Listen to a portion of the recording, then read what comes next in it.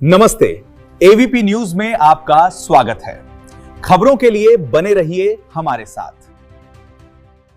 गंजबासौदा नगर के शासकीय उत्कृष्ट विद्यालय में प्रभारी प्राचार्य पर भ्रष्टाचार मानसिक प्रताड़ना के गंभीर आरोप। शिक्षिका दीप्ति श्रीवास्तव, शिक्षक मनोज भार्गव, अतिथि शिक्षिका पूजा सोनी, सफाई कामगार सूरज वाल्मीकि के द्वारा लिखित शिकायत की गई थी, जिस पर जिला कलेक्टर द्वारा जांच के आदेश दिए गए थे। जांच पूरी होने पर आज 20 से 25 दिन हो चुके हैं। दोषियों पर कार्रवाई नहीं की गई है। जिला ब्यूरो ने जिला शिक्षा अधिकारी को 10 से 20 बार फोन लगाया, परंतु जिला शिक्षा अधिकारी ने फोन नहीं उठाया। साथ ही भोपाल जेडी अरविंद जी को फोन लगाकर प्रभारी प्राचार्य की पूरी व्यवस्था सुना दी, परंतु आज तक कोई ठोस कार्रवाई नहीं की गई है। क्या जिला शिक्षा अधिकारी राजनीतिक दबाव में है या और कोई बात है? जल्द ही कार्रवाई नहीं की गई तो आम जनता का विश्वास शासन प्रशासन से उठ जाएगा।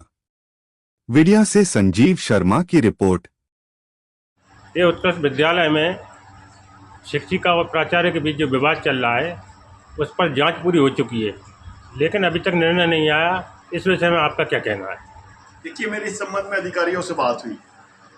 उनका कहना है कि अप डाउन की वजह से कभी शिक्षिका लेट आती है, कभी टाइम पे आती है और टाइम पे चली जाती है। इस वजह से ये मामला है।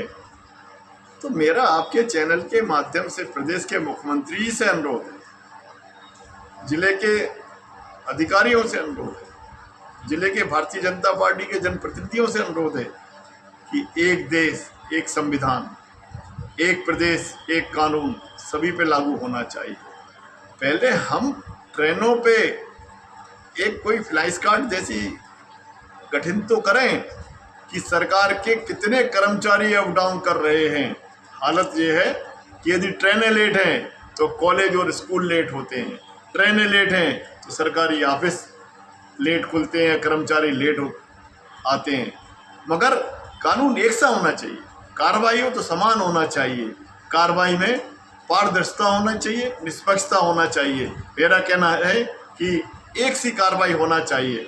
और संबंधित शिक्षिका से भी कहना है कि यदि आपको बच्चों को पढ़ाना है तो टाइम पे तो आपको आना चाहिए और आना पड़ेगा।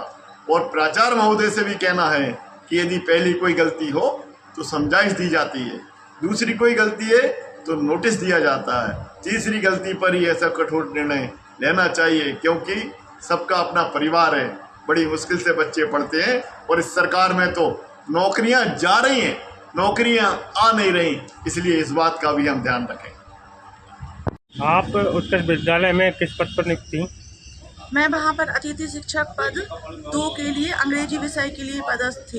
कितने वर्ष नौकरी की आपने? मैंने उधर पर 5 वर्ष तक कार्य किया। तो आपको निकालने का क्या कारण रहा? उन्होंने बहुत प्रयास किए और काफ़ी समय से वो निकालने की फिराक में थे, परंतु जब मेरिट लिस्ट के आधार पर निकालने की फिराक में कौन थे? शर्मा सर। शर्मा सर कौन है वहाँ? शर्मा सर प्रभारी हैं। क्या नाम है उनका? महेश चंद शर्मा। हाँ, फिर क्या हुआ आगे? फिर वो धीरे धीरे मानसिक प्रताड़ना देने लगे, किसी ना वजह किसी ना किसी कारण से।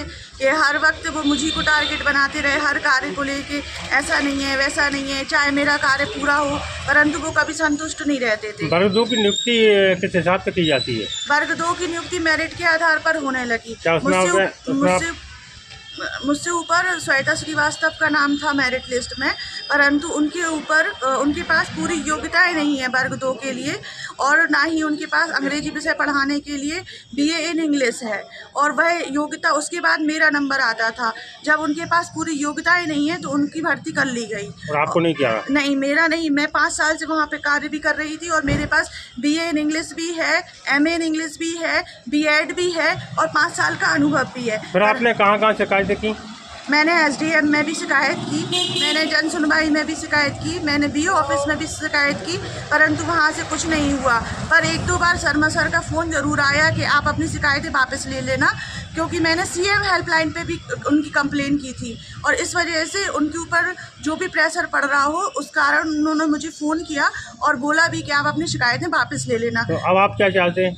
अब मैं न्याय चाहती हूँ क्योंकि मैं सभी जगह से परेशान हो गई हूँ और मानसिक प्रताड़ना अलग ही चल रही है, क्योंकि मैं आर्थिक तंगी से भी जूझ रही हूँ। मेरे लिए रोजगार का वही एक साधन था और पिछले 5 साल से मैं वही कार्य कर रही थी। आपका और शुभ नाम? मेरा नाम पूजा सोनी है। आज किस बात को लेकर आप यहाँ एसडीओ ऑफिस आए? सर मैं यहाँ इस बात के लिए आया कि मैंने जुलाई में एक आवेदन प्रस्तुत किया था 2025 में कि मुझे मानसिक रूप से प्रताड़ित किया जा रहा है और मुझे लगातार अनुपस्थित घोषित करके डीओ साहब के यहाँ मुझे उपस्थित होने का आदेश के लिए कहा गया था। उस संदर्भ में मैंने आवेदन प्रस्तुत किया था कि साहब या तो मुझे ज्वाइनिंग दी जाए या मुझे कहीं अन्यत्र ट्रांसफ़र कर दिया जाए और नहीं आत्महत्या करने की अनुमति दी जाए। तो प्राप्त जानकारी के अनुसार ये मालूम पड़ा है कि प्राचार्य और जो अनिल दुबे जो हैं उनके द्वारा आपको परेशान किया जा रहा है। परेशानी का तो यही है, कारण क्या है कि 1 जुलाई 2025 में मेरे पैर में पहले से चोट थी। मैं उज्जैन घूमने गया था, उस समय मेरे पैर में पुनः चोट लग गई थी और ब्लीडिंग होने के कारण वो इन्फेक्शन फैल गया। मैं चलने फिरने में असमर्थ रहा, तो मैंने अपना आवेदन छोटे भाई के माध्यम से, मुझे वो सूचना देना चाहिए। तो कारण क्या है कि अपने वरिष्ठ अधिकारी को आप या तो फ़ोन के माध्यम से भी और एक आवेदन प्रस्तुत किया था मैंने छोटे भाई के हाथ से यहाँ कि मैं स्वास्थ्य खराब है, इस कारण से मैं विद्यालय नहीं आ पा रहा। इन्होंने उस तो प्राचार्य द्वारा आपको किस तरह से परेशान किया जा रहा है ये बताएं आप। प्राचार्य के द्वारा यही है कि वेतन हमारी रोक ली जाती है, काट ली जाती है। जैसे 2025 में जुलाई और अगस्त 2 माह में लगातार अनुपस्थित, बिना सूचना के अनुपस्थित घोषित किया, जिसकी वजह से हम आपको बताएं उपस्थित होने में हमें 2 महीने लग गए। तो आपने आवेदन दिया था छुट्टी के लिए? आवेदन मैंने छोटे भाई के माध्यम से पहुंचाया था। छोटे भाई के माध्यम से आवेदन पहुंचाने के पश्चात इन्होंने छोटे भाई से कहा था कि वो मेडिकल के साथ स्वयं उपस्थित हो जाए, तो मैं निश्चिंत हो गया था।